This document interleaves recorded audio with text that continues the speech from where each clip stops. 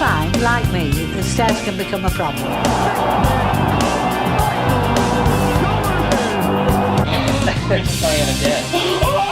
20 McNuggets are just $2.99. Well, fellow Americans. But the Spice Girl! You're the biggest piece of trash I've ever met in my life. 1997. I remember it like it was just yesterday. And there's me, 6-year-old boy, real fucked up in head for many different reasons at this stage in his life. One of the fucked up reasons is because he just watched the movie Blade Runner.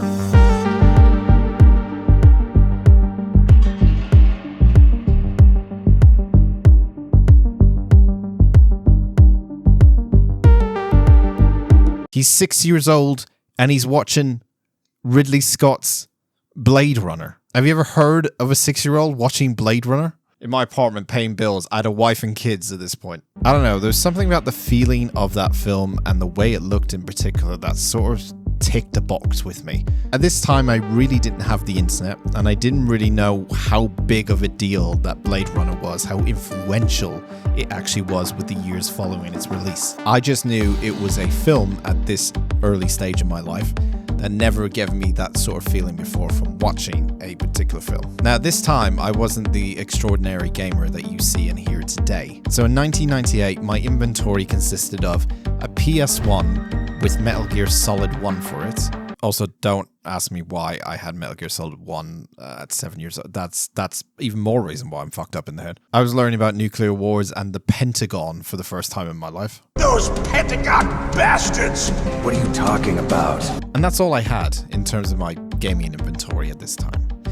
But I did have an auntie and a cousin, and they had a PC. One of the games that they did have that I found right in the corner of the room was a copy of a game that just said Blade Runner. My mind started racing back to a year ago from that film I watched that I couldn't really remember the name of because I missed the first 10 minutes of it. All these memories started flooding back to me about that time watching that film randomly on a Tuesday evening, like tears in the rain.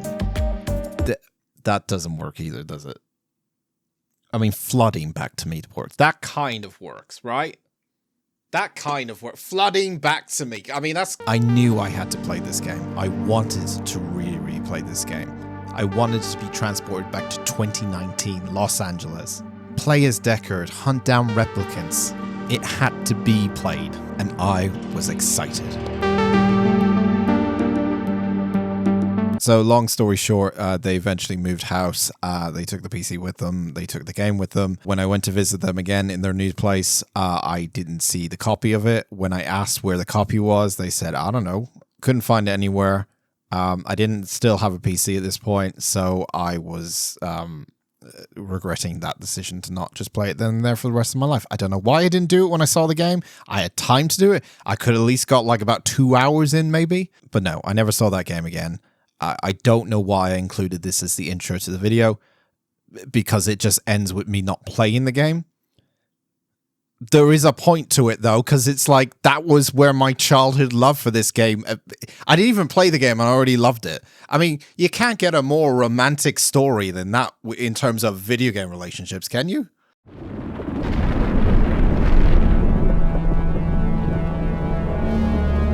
I did eventually get to play it when I actually had access to a gaming PC when I was about 12 years old. To me, this game always makes me question why wasn't this game bigger than it actually was. I mean, you already had the name Blade Runner. It's a pretty significant name to have with a video game. It's technically the only main video game that came out under the Blade Runner name. But as I got into video games a lot more and I started reading magazines and started kind of engaging in the community, I guess, this game was never ever talked about. And even when I played it years and years later, I still think it was so ahead of its time, especially for a game that came out in 1997. Don't get me wrong, this game has its problems. It definitely has its problems. But oh my god, for what this game was doing in 1997, it's kind of insane.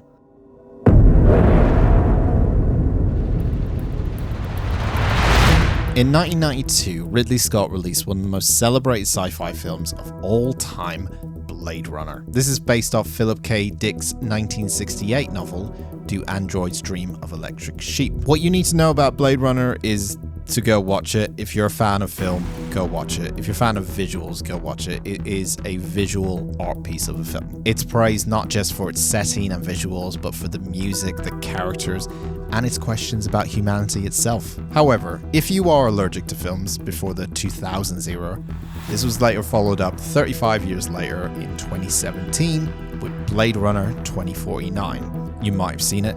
It's the one with Ryan Gosling in it. I love Ryan Gosling. I've seen him in nearly all of his films. I don't know why I love Ryan Gosling. He's just in everything. Everything I love. Drive, A Place Beyond the Pines. I really like Barbie. I bloody love Ryan Gosling. I love everything Blade Runner. I think I've made that clear up to this very point. But the thing I love about it so much is this whole entire idea of us coexisting with humans that are not actually humans. That's kind of the main part of Blade Runner. See, Blade Runners are technically cops with guns and attitudes. Got the wrong guy, pal. In the Blade Runner universe, humans look like humans and androids look like humans too. This isn't necessarily a huge problem, but when you get rogue androids, that's when it becomes a little bit of a problem. The job of a Blade Runner is to find these rogue androids and retire them, which just basically means shooting them in the face. And this was the job of the main two protagonists in both of the films. Rick Deckard, played by Harrison Ford, was a Blade Runner. Kay, played by Ryan Gosling in Blade Runner 2049, was a Blade Runner. And in the video game, you also play as a Blade Runner. And I thought this was Rick Deckard. I thought this was Harrison Ford. Yes, I thought this was Harrison Ford. In this game, you play as Ray McCoy, a detective whose job is to hunt down dangerous replicants. What I like about Blade Runner especially, because most people will go, oh, it's like every other kind of sci-fi saying, android, AI, whatever. But the line between humans and actual androids is so very, very thin that it's really, really difficult to actually find out if someone is an android without them bursting in the room going, hey, I like ChatGPT, it's my best friend. I'm really into those cat AI videos that I found on Instagram where they walk into a restaurant and appear as waiters and they try to serve drinks to people, but instead they always end up spilling the drinks everywhere. And sometimes if they're in a group of cats coming to the table to serve the drinks, if they all drop the drinks on the ground, they just end up having a fight with one another.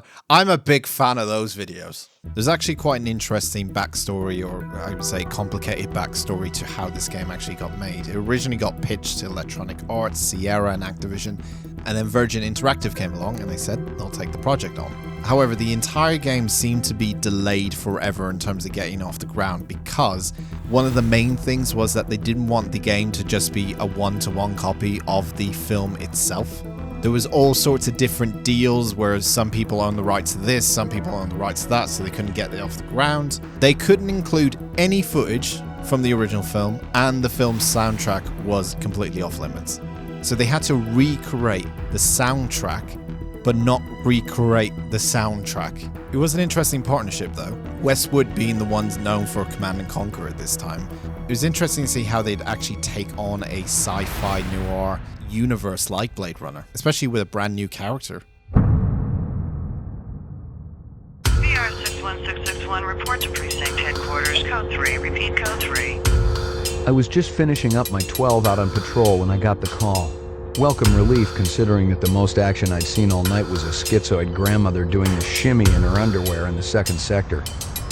As I mentioned before, unlike the Blade Runner movie and the novel itself, Rick Deckard took a backseat as the main character, and instead we got introduced to Detective Ray McCoy. Now, for the purposes of this video, the reason why I'm making a video on this, because a couple of years ago, the remastered version of this game came out. Just like I was when I was 6 years old and I saw the box art for the first time.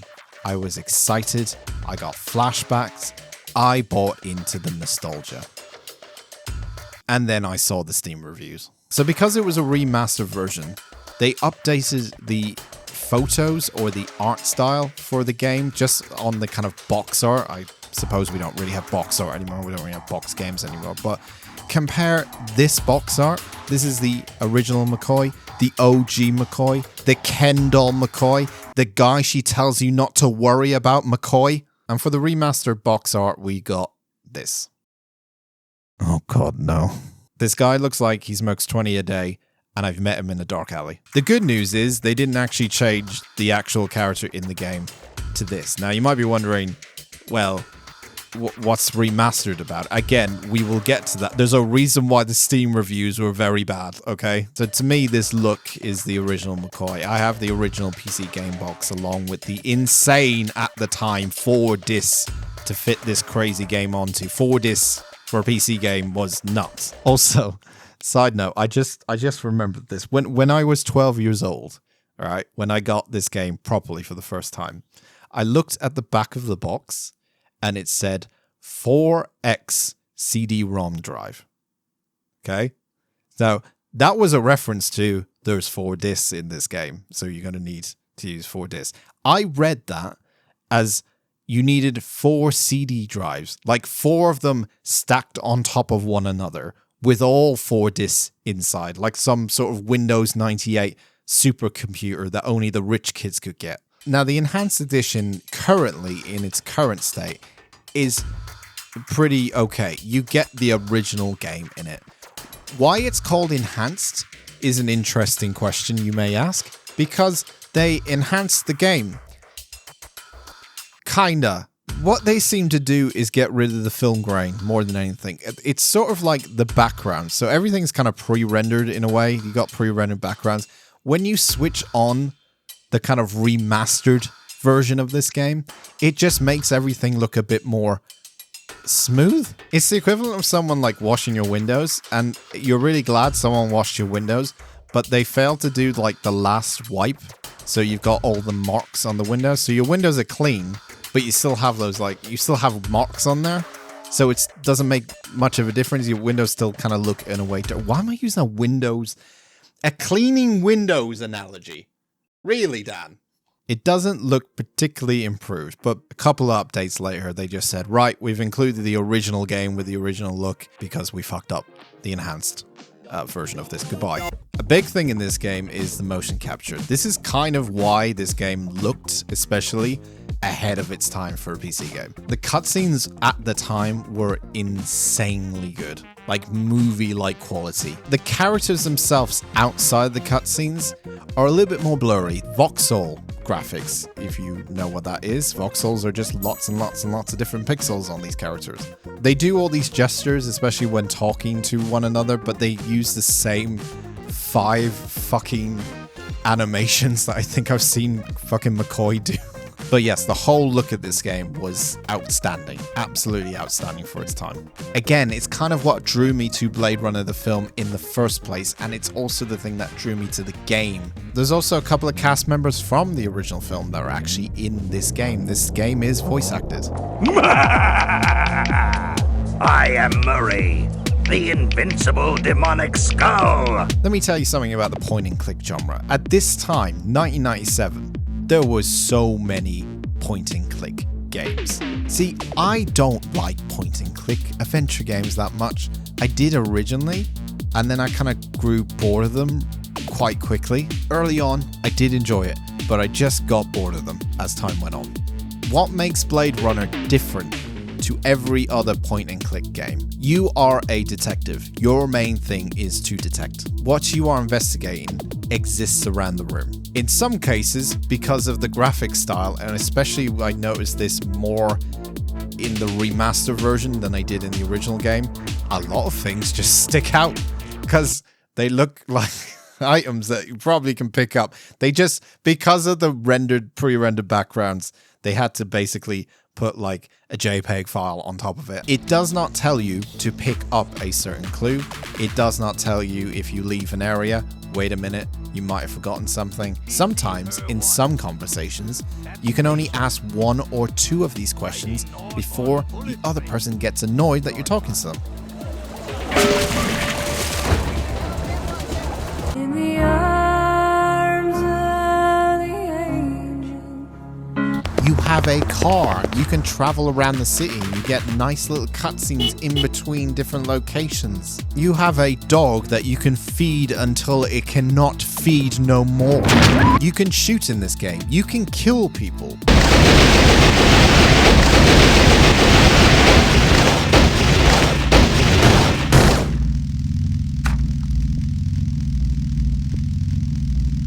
Or not. I may have been hinting through all this what makes this game quite special, but we haven't really delved into the good parts yet. What I love so much about this game, and it's something that you just did not see from games, even nowadays, I would say. It's very difficult to do this and pull it off correctly, but Blade Runner the game was one of the first games that really got the random nature of things correct.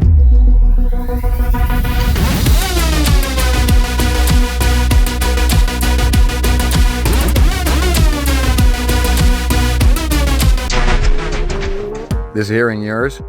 Maybe it belonged to that other cop who was up here, the babe with the shades and the cigarettes. I could consider this section to be a very light spoiler section, but I don't think it is.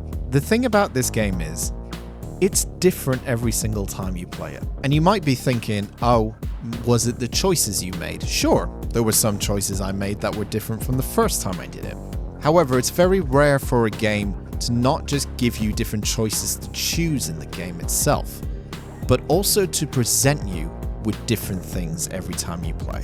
When I talked about earlier about being a detective, going into locations, and then trying to find these clues that are in these different locations, every single time you boot up the game, the clues most likely will be different. You may pick up things that you don't pick up the second time you play it. Quite brilliantly, the game introduces red herrings into the game. Some clues are not going to be clues at all, and it's not going to tell you if it's a correct clue or an incorrect clue or anything related to the case itself. It does not hold your hand, this game. You can miss out on a lot of different things, and it is really down to you to really focus and find who you need to speak to next or where to go. On top of this, certain actions that you take in the game or decide to do also increases this random nature of things happening too. You're not just hunting down replicants, you are retiring them. If you spot a rogue replicant, it is your job to... And getting this wrong can be quite tricky, just like I mentioned earlier with why I love this series so much. The lines between human and android are very blurred and very thin. It is up to you to use these clues to figure out who is a replicant and who isn't a replicant. Now this overall makes the game quite interesting because everyone could have a very different playthrough with their decision making and also with the clues they pick up. It does eventually lead them kind of in the right direction or like the same direction, but you still need to find that path. I didn't know about the random nature of things when it came to clues when I first played this game. I did learn about it a few years later. I only recently, playing the Enhanced Edition, learned about this other thing, and I think this particular thing makes it super special for a 1997 game. I haven't even gotten to the suspects that you're hunting down.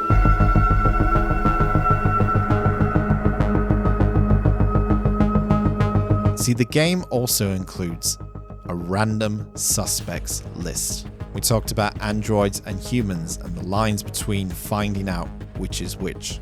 This means that every single time someone boots this game up, the same set of characters could either be an android or a human. Coupled together with the random set of clues and the random suspects, you've got a game that was pushing the boundaries in 1997 when it came to not only choices, but how you go about determining those choices. Even without the story or the movie likeness of the original Blade Runner with Harrison Ford, this still gives you that feeling of being a Blade Runner. And because this game doesn't really have any hand-holding at all, a lot of people gravitated to following a guide to try get through this game. But the problem with a guide is that it could be different things every single time you play. It's very rare to find a game that not only has choices that you can pick in a game, the events, the suspects, the clues, the things you find in the game randomize as well. As I bashed about before, I truly think this game was well ahead of its time.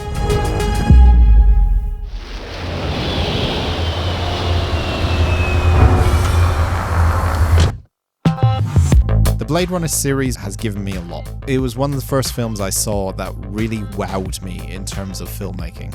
And the same could be said for the video game form of the game as well. It's one of those where I was like, maybe point and click games don't have to be like this. Maybe they can be something else. If they can do this in 1997, why not do it now? It's very rare to find a game that's a single player focused detective story that actually plays into the detective side of it, so much so that every single time you play it, it could be different for you. The game also has 13 different endings. 13 different endings in a 1997 game. I haven't even talked about the use of the Voight comp test in this game as well. But again, it can be randomized the amount of times you can actually use it in the game.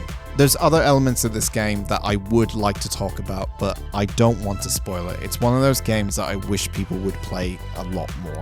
And please don't be discouraged by the poor Steam reviews. That's mostly down to the fact that, as I said before, the game itself was meant to be kind of a remaster, and it didn't really feel like it. Even if you're someone who isn't a fan of point-and-click games, you'll find something here that you'll enjoy. It's going to be one of those occasions, and it will happen, where I just don't want to talk about a lot of it because I would like people to play it. You will also get to experience this section, which drove me fucking insane. The rats, the giant rats, and the green goo, the Shrek goo.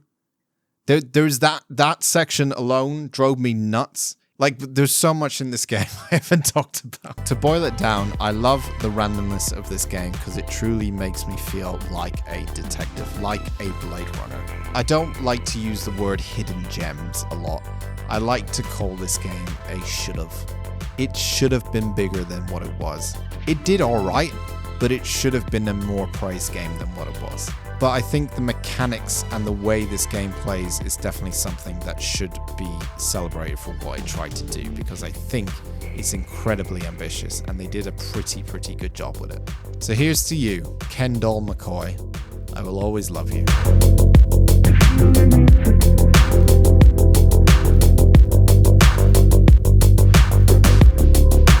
Hello and welcome to the post-credits, where there is no credits scene of this video. I wanted to show you my favorite part of the Blade Runner 1982 film. Deckard is in a fight with Miss Salome in her dressing room. She goes out the door and he follows her. And as he's following her, what you start to notice is that Deckard ends up shoving or touching everyone that he comes into close contact with, to the point where it just gets ridiculous. I can't help but laugh during this bit because he just keeps doing it.